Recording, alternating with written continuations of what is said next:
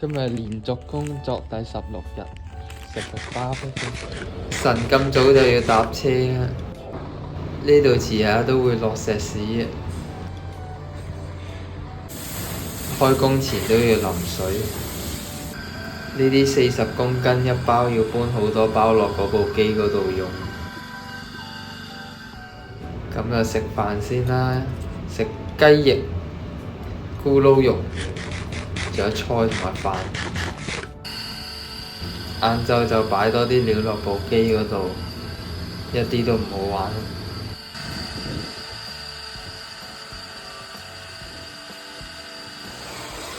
咁樣就係噴漿。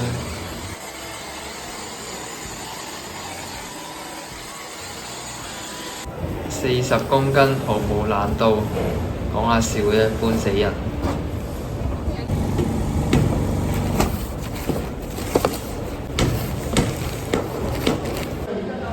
然後就刮返平佢。唔係，我而家叫廢青。